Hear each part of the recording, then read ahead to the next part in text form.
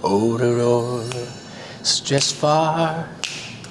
through shadows and storm, where the whispers of change are raised in bone ประมาณนี้สั้นๆนึกว่าจะมีอะคาเปลล่าแล้วตอนที่ได้อ่านตอนจบของตัวละครตัวเองอะค่ะมีสีหน้ายังไงจำได้ไหมคะอันนี้คือแอคเหรอ ตอนจบนี่คือแอคใช่ไหมไม่มันก็คิดไงอายิ้มแบบนี้ไม่แซวมันมั่งอ่ะอันนี้สกิมิดี้โอ้ยสิว่าแกวอ่ะทีหน้าผมเหรอตอนจบผมเหรอก็น่าจะว้าวที่ว่าผมเล่นได้เรื่องแรกซึ่งยากมากซึ่งน้องทำได้เพราะว่าสิ่งที่ว้าวที่สุดอ่ะคือมันไม่ได้มีพระเอกหรือมันไม่ได้มีตัวร้ายหรือมันไม่ได้มีใครที่ทำดีแล้วได้ดีทำชั่วแล้วได้ชั่วมันไม่ใช่แบบนั้นแล้วอะเรื่องนี้มันเป็นการบอกว่าทุกคนคือมนุษย์จริงๆแล้วโปว่าอันนี้มันคือรสชาติของความเป็นไทยที่แท้จริงในวันนี้ที่สังคมไทยเดินทางมาจนถึงจุดที่เราเล่าเรื่องถึงความเป็นมนุษย์แล้วเราคือคนทุกคนเท่ากันหมดแต่เราจะใช้ชีวิตกันแบบไหนล่ะงั้นทุกคนได้ชายในแบบของตัวเองหรือยังล่ะ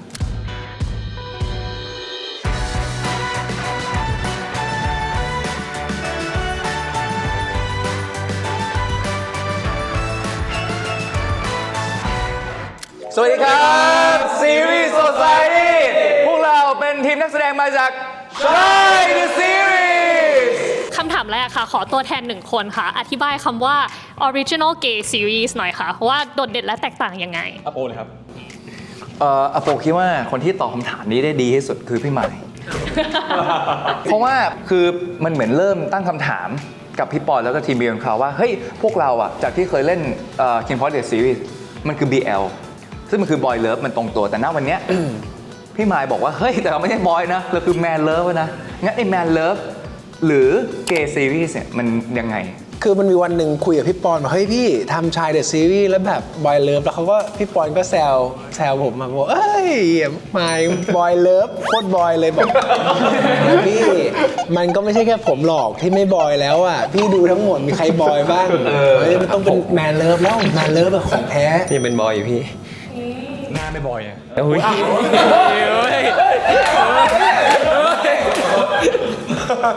เอาดูโตไงผู้ผ่านนี่เหรอมีประสบการณ์ชีวิตสูงอะไรอย่างเงี้ยผ่านไปเยอะแล้วไงต่อก็เลยแมนเลิฟก็เป็นนิยามที่แบบมันน่าจะตรงตัวแต่รู้สึกว่าพอผ่านการเวลาแล้วพี่ปอนน่าจะรู้สึกว่าเฮ้ย Original Gay Series มันตรงตัวกว่าทั้งโลกเข้าใจได้ง่ายกว่าก็เลยกลายเป็นคำนี้ครับคำว่าเกย์มันคือผู้ชายมีอะไรกันนะแล้วมันก็คือชัดเจนมันมีผู้ชายไง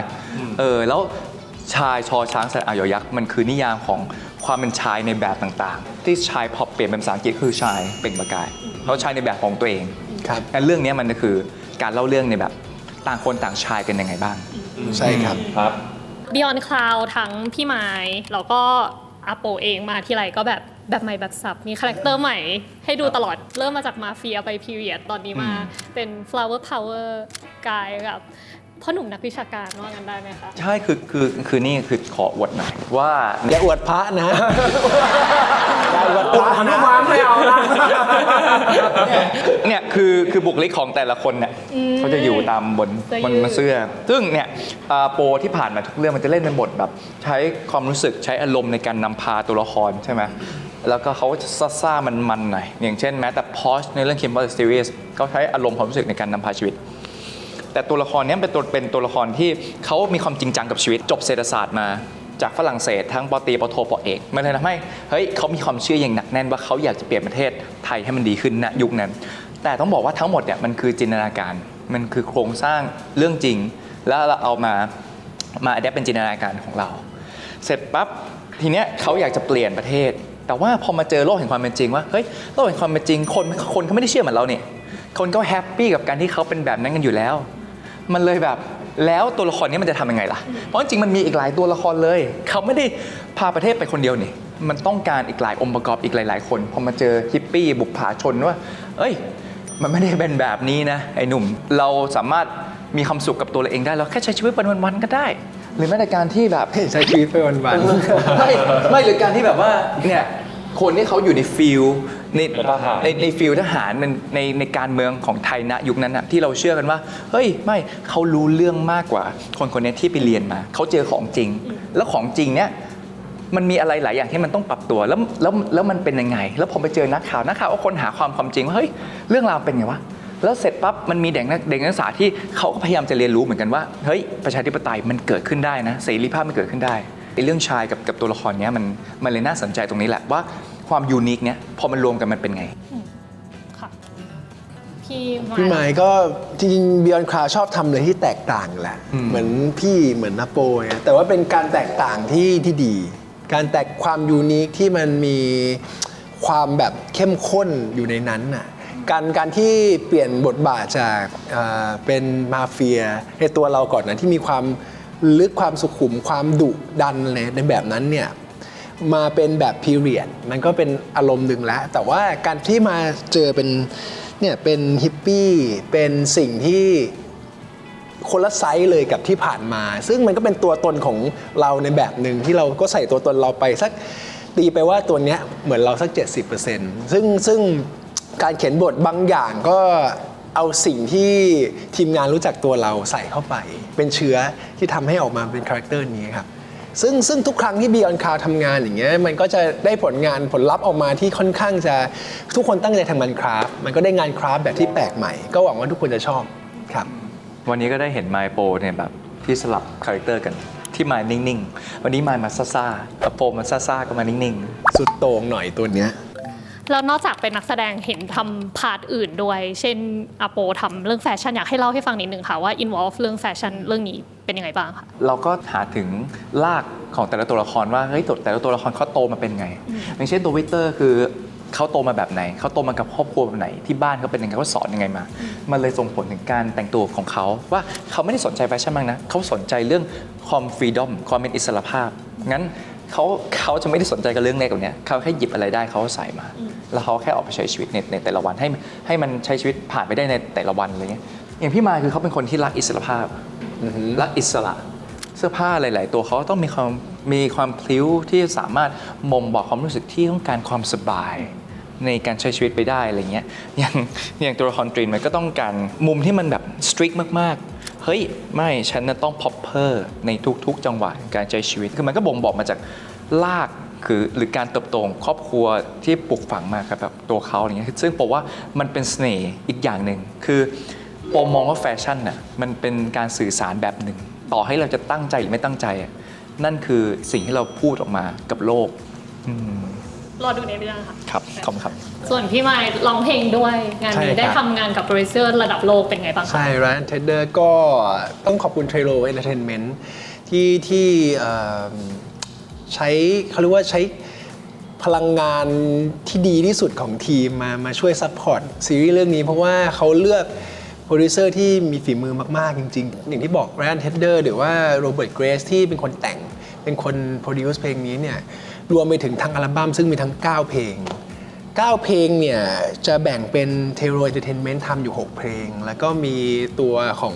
French Dub อีก1เพลงแล้วก็มีเพลงไทย1เพลงรวมไปถึงเพลงที่พี่เจมนทนใครคิดถึงพี่เจมนทนก็จะเห็นพี่เจมนทนในบทบาทของโปรดิวเซอร์ซึ่งทำเป็นธีมซองของเรื่องนี้ด้วยผมต้องบอกว่าทุกคนยอดฝีมือที่มารวมกันทำเพื่อชาย The Series โดยเฉพาะเราก็มีโอกาสที่ได้ร้อง1เพลงชื่อว่าเพลงดอนก็มันเป็นเพลงหนึ่งที่มีความหมายมากๆเลยผมรู้สึกว่าเพลงนี้มันตรงกับเราจริงๆเราต้องเขาอยากให้เราเลือกร้องอีกเพลงหนึ่งแต่เรารู้สึกว่าเพลงนี้แหละมันใช่แล้วกับรสนิยมของเรากับตัวละครตัวนี้กับบรรยากาศทั้งหมดก็เลยขอร้องเพลงนี้รวมไปถึงก็มีไอเดียบางอย่างเช่นธีมซองมันรู้สึกว่าความเป็นฮิปปี้มันอาจจะต้องถูกใส่ในเรื่องสักหน่อยมันยังขาดความฉงนในเชิงฟีลลิ่งแบบไซคิเดลิกร็อกในลายบางอย่างของธีมซองก็เลยรู้สึกว่าคุยกับผู้กำกับว่างั้นขอไปใส่ลายโซโล่สักหน่อยได้ไหมก็เลยไปเติมแอดออนอย่างเงี้ยครับก็ต้องขอบคุณทีมที่ให้โอกาสแชร์ไอเดียแล้วก็ไปร่วมเอนจอยตรงนั้นครับลองให้ฟังสั้นๆท่อนหนึ่งได้ไหมได้เอาตอนเริ่มนิดหนึ่งก็ได้ครับ Oh the road stretched far through shadows and storms, where the whispers of change are raised in bone ประมาณนี้สั้นๆนึกว่าจะมีอะคาเปลล่าแล้วแต่ถ้าเกิดว่าอยากฟังเต็มๆที่พวกเรามีโอกาสได้ไปทำคือที่ช่องสตรีมมิ่งทุกทางเลย พิมพ์ว่า Chai Original Soundtrack เขาก็จะขึ้นมาทาง9 track มันก็จะฟังทั้งวันอ่ะเพราะเดี๋ยวนี้คือเขาจะทำแค่2 by 2เนาะแต่นี่คือมันมาทางอัลบั้มอ่ะแล้วมันแบบบ่งบอกถึงความรู้สึกในแต่ละช่วงเวลาของวันนั้นๆได้อะ ความเจ๋งของเซตลิสต์เพลงในอันนี้คือต้องลองดูเนื้อเพลงกับการฮาร์โมไนซ์หรือเรียบเรียงเพลงครับมันมีความเข้าถึงง่ายแต่ยังคงชั้นเชิงของการให้อารมณ์ในมูดของยุคนั้นอยู่ต้องลองดูครับต้องลองฟังอยากให้ฟังก็ดูละครวันไหนนะคะวันเสาร์ใช่ทุกวันเสาร์วันธรรมดาก็ฟังเพลงวนไปได้เลยได้เลยหรือถ้ามันออนไปแล้วเราสามารถกลับไปย้อนดูได้ใน VTV แล้วก็เติม VIP ซะก็จะได้ดูกันอย่างเต็มที่กันอย่างว่าโหเต็มอรรถรสเลยลองดูโทษทีรีบขายของลองดูครับลองทำเป็นมันจริงๆมันมีเซตลิสต์อยู่แล้วเซตลิสต์ที่เป็นชาย Original Soundtrack แล้วลองเปิดลองฟังให้ครบระหว่างขับรถกลับบ้านแล้วจะเก็ตในสิ่งที่พวกเรากำลังนำเสนออยู่ซึ่งตัวเพลงเองก็เข้าถึงได้ง่ายที่สุดแล้วก่อนจะไปดูซีรีส์ครับต่อมาที่พี่สนกับยูโรนะคะมาเล่น Original Gay Series เรื่องแรกเชื่อว่าบทที่เข้มข้นน่าจะเป็นสิ่งที่ดึงดูดให้อยากรับบทนี้อยู่แล้วแต่ตัวละครทั้ง2ตัวที่ได้รับเนี่ยมีเสน่ห์อย่างอื่นอีกไหมคะที่รู้สึกว่าเฮ้ยไม่เล่นไม่ได้แล้วบทนี้ยูโรก่อนเลยครับ ครับผมที่จริงโดยเรื่องทั้งหมดมันมีเสน่ห์ในด้วยยุคอยู่แล้วมันเป็นยุคที่แบบมันมีเหตุการณ์หลายๆเหตุการณ์ที่มันเกิดขึ้นในยุคนั้นแล้วเราเป็นส่วนหนึ่งเหมือนกับเป็นกระบอกเสียงณยุคนั้นจริงๆอ่ะมันก็เลยทำให้เรารู้สึกว่าตัวละครตัวนี้ก็มีส่วนสำคัญในยุคนั้นเหมือนกันเป็นตัวละครที่เราได้เป็นกระบอกเสียงของประชาชนณยุคนั้นจริงๆเพราะว่ามันเกิดเหตุอะไรแบบนั้นซึ่งเราก็สู้แล้วมันก็น่าสนใจในมุมของนักข่าวสมัยนั้นที่แบบเราก็ไม่เคยรู้หรอกว่าคนสมัยนั้นน่ะการที่เขาจะเสพข่าวการที่เขาจะรู้จักอะไรเนี่ยมันไม่ใช่เรื่องง่ายมันผ่านกระบวนการในการเขียนในการพิมพ์ในการที่จะส่งผ่านไปรษณีย์หรืออะไรหนังสือพิมพ์ต่างๆเนี่ยเราก็อยากไปซึมซับตรงนั้นในเรื่องของกล้องฟิล์มด้วยคือเราไปอยู่ตรงนั้นจริงๆแล้วเราก็อินไปกับการที่จะคุยกับใครสักคนหรือนัดใครสักคนเนี่ยมันไม่ใช่เรื่องง่ายเลยในยุคนั้นจดหมายได้เหรอฮะจากยุคนั้นมันไม่มีอะไรเลยเนี้ยเวลาเราทำการบ้านทำไงวะให้ get feeling ว่าเฮ้ยต้องส่งจดหมายต้องคุยดูคลิปดูคลิปครับผมก็จะเป็นประมาณนั้นแหละเป็นฟิลอยากผมไม่เคยมีโอกาสได้เล่นพีเรียดในยุคนี้ด้วยก็ถือว่าเป็นโอกาสที่ดีที่อยากลองมาทำพี่สนละค่ะส่วนฝั่งผมนะครับอยู่ฝั่งทหารนะครับคือในเรื่องเนี่ยก็จะได้เห็นมุมมองของทหารในยุคนั้นผู้ใหญ่ในยุคนั้นที่ความคิดของเขาเป็นอีกรูปแบบหนึ่งว่าเขาทำไมเขาถึงกล้าที่จะเสียสละความสุขส่วนตัวหรือว่ากล้าที่จะทำในสิ่งที่ตัวเองไม่อยากทำนะครับอย่างพวกเขาก็คือเรียกร้องประชาธิปไตยนะฮะคนนี้ก็สุขนิยมนะครับส่วนของผมเนี่ยจะเป็นลักษณะที่เป็นเดอะแบกนะเรารับผิดชอบทั้งคนข้างหลังของเราทั้งประเทศชาติของเราเนี่ยคือจะได้เห็นมุมมองนั้นของบุคคลในกองทัพด้วยนะครับคือมันต้องเสริมว่าตัวละครเนี้ยจริงๆเขาอาจจะมีอะไรที่เขาต้องรับผิดชอบเยอะแต่จริงๆแล้วอ่ะมนุษย์ทุกคนเนี่ยเขามีมุมส่วนตัวที่เขาก็มีความชอบที่มันหลากหลายว่าเฮ้ยจริงๆแล้วสิ่งที่เขาต้องทำกับสิ่งที่เขาอยากทำอ่ะมันมีหลายอย่างที่มันอยู่ในนั้นนะและเราได้ยอมรับแล้วเราได้ค้นหามันหรือยังอีกคนหนึ่งที่ใหม่เหมือนกันเรื่องนี้เรื่องแรกเลยแล้วโปรดักชันใหญ่มากเรื่องนี้รับบทเป็นนักศึกษาลูกครึ่งมีอะไรกล่าวถึงตัวละครของตัวเองนิดนึงได้ไหมคะเขาเป็นคนที่กล้าพูดกล้าสู้กล้ารักแล้วก็กล้าเป็นตัวเองถ้าสั้นๆครับเขาสู้เพื่อความยุติธรรมเพื่ออุดมการณ์เขาแล้วก็อยู่ฝั่งเดียวกันเรียกร้องหาเสรีภาพครับในการถ่ายทำเรื่องนี้ให้เลือกหนึ่งอย่างที่ได้เรียนรู้มาปีเตอร์เลือกอะไรคะประสบการณ์มันเยอะมากครับถ้าพูดในคำหนึ่งก็พูดไม่ได้แต่ก็ความเป็นมนุษย์อ่ะครับผมรู้สึกว่าการที่จะทำผลงานนี้ผมได้เจอมนุษย์ได้เล่นเป็นมนุษย์ ได้เข้าใจมนุษย์ คุณมาจากดาวไหนครับ ก็ความเป็นมนุษย์ครับ รู้สึกว่าเติบโตมากขึ้นมาชัวร์มากขึ้นครับ คนดูทีเซอร์เขาว้าวกันเยอะหลายเอลเมนต์แต่มีเรื่องอะไรที่เราเล่นเองแล้วเราว้าวเองบ้างไหมคะถามทุกคนค่ะ ความสุดโต่งในทุกบริบทเกือบทุกซีนที่มันมีความสุดโต่งมากอยากให้ไปดูในชายเดอะซีรีส์คือถ้าใครได้เป็น Greenie Rose หรือแฟนคลับผมอยู่แล้วก็ว้าวแน่นอน ส่วนใครที่อาจจะเป็นคนที่ชอบเสพงานซีรีส์ผมเชื่อว่าเห็นตัวละครนี้ก็ต้องรู้สึกว่าโอ้การสุดโต่งมันก็มีข้อดีและข้อเสียในแบบที่เอามาคิดแล้วรู้สึกมันก็รู้สึกตามผมว่าความสุดโต่งคือบริบทที่สำคัญของตัวนี้ครับ เพราะว่าสิ่งที่ว้าวที่สุดอ่ะคือมันไม่ได้มีพระเอกหรือมันไม่ได้มีตัวร้าย หรือมันไม่ได้มีใครที่ทำดีแล้วได้ดีทำชั่วแล้วได้ชั่วมันไม่ใช่แบบนั้นแล้วอ่ะเรื่องนี้มันเป็นการบอกว่าทุกคนคือโลกแห่งความเป็นจริง ทุกคนคือมนุษย์จริง ๆที่วันนี้อยู่อาจจะมีความสุขแล้วสักพักอยู่อาจจะเศร้าสักพักอยู่อาจจะดีใจสักพักอยู่อาจจะเสียใจอีกครั้งหนึ่งวันพรุ่งนี้อยู่อาจจะล้มละลายอีกนาทีหนึ่งอยู่อาจจะเกิดขึ้นใหม่งั้นคือทั้งเรื่องอ่ะมันเป็นแบบนี้ไปหมดเลยแล้วโปว่าอันนี้มันคือรสชาติของความเป็นไทยที่แท้จริงเราไม่ได้บอกว่าเรารสชาติไหนที่มันโดดเด่นแต่เราคือรสชาติที่มันกลมกล่อมมันต้องไปลองดูแล้วก็มาแชร์กันว่าแบบทุกคนมองกันยังไงบ้างในวันนี้ที่สังคมไทยเดินทางมาจนถึงจุดที่เราเล่าเรื่องถึงความเป็นมนุษย์แล้วเราไม่ได้กำลังบอกแล้วว่าเรามีพระเอกหรือนางเอกหรือใครเหนือกว่าใครเราคือคนทุกคนเท่ากันหมดแต่เราจะใช้ชีวิตกันแบบไหนล่ะงั้นทุกคนได้ชายในแบบของตัวเองหรือยังล่ะบอกว่านะ ที่ว้าวเองกับเรื่องนี้นะฮะมันก็สุดโต่งนะผมก็สุดโต่งเหมือนกันนะความสุดโต่งของเรื่องนี้อีกอย่างหนึ่งที่ผมยกขึ้นมานะครับคืองานศิลป์ภาพแสงสีเพลงประกอบเนี่ยคือผมอยากใช้คำว่าระดับโลกเลยนะครับภาพสวยแน่นอนคือคนดูเนี่ยจะได้เห็นการเล่าเรื่องด้วยภาพที่มันเป็นศิลปะนะครับแต่ยังเข้าใจง่ายอยู่ยังเข้าใจง่ายอยู่เนื้อเรื่องเนี่ยเข้าใจได้แต่ว่าเรื่องงานอาร์ตเราไม่แพ้ใครงานคราฟสายคราฟผมก็น่าจะว้าวที่ว่าผมเล่นได้ เรื่องแรกซึ่งยากมากซึ่งน้องทำได้ครับเพราะว่าตอนถ่ายนี่ผมก็เครียดนิดนึงว่าเล่นได้ไหมไม่ได้ไหมพูดถูกไหมแบบการออกเสียงผมอะไรอย่างนี้คือน้องเขาเรียนอินเตอร์มาตลอดเรื่องการอ่านหรืออะไรกันมันยากที่จะแอบสอบภายในเวลาแล้ว develop บทมันถูก develop ตลอดเวลาต้องชื่นชมน้องที่โฮมันได้ครับก็ว้าวกับโปรดักชันด้วยครับตอนไปก็มีความสุขมากครับจริงๆผมนึกว่าผมจะเก่งมากตอนแรกแต่ว่าพอไปเจอทุกคนแล้วก็ไปเจอแบบ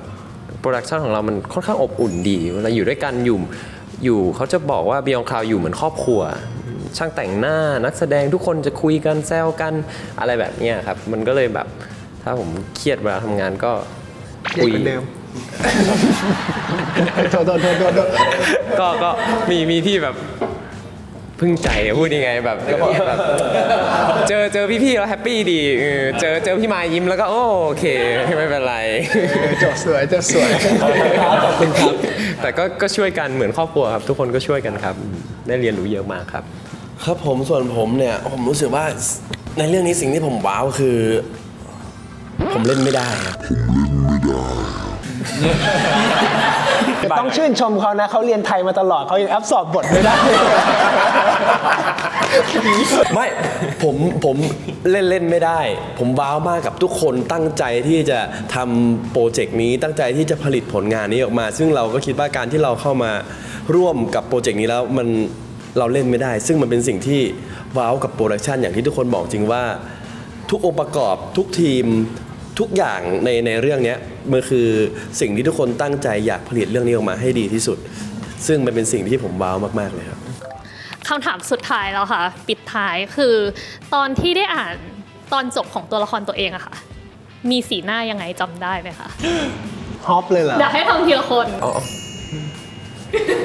สีหน้าผมเหรอตอนจบของผมเหรอตอนจบเลยโอเคอันนี้คือแอคเหรอตอนจบนี่คือแอคใช่ไหมไม่แล้วก็คิดไงยิ้มแบบนี้โอ้ยสิบ้าแจ๋ว จริง ของผมตอนจบก็ ไม่แซวมันมั่งอ่ะ อันนี้สกิมมิดี้สกิมมิดี้ ขอบคุณมาก ขอบคุณครับ AI ถูกพูดว่าเป็นทางออกของโลก แต่ว่าภารกิจ AI รักโลกเนี่ยทำได้จริงหรือว่าเป็นแค่การตลาด พบกับ Sustain City Age of AI พลิกโฉมเมืองใหม่ สร้างทุกสิ่งให้ยั่งยืนฟอรัมครบรอบ 5 ปีสำนักข่าว Today ที่จะชวนคนเมือง นักธุรกิจและนักวิชาการมามองให้ลึก คิดให้รอบ แลกเปลี่ยนแบบจริงจังว่า AI จะไปกับความยั่งยืนได้อย่างไร พบกันพฤหัสบดีที่ 21 สิงหาคม 2568 เวลา 10 โมงครึ่งเป็นต้นไป ที่ SABX Next Tech ชั้น 4 สยามพารากอน งานนี้เข้าฟรีไม่มีค่าใช้จ่าย มาร่วมฟังไอเดียธุรกิจชีวิต แล้วเปลี่ยนเมืองของเราให้ยั่งยืนด้วยกันครับ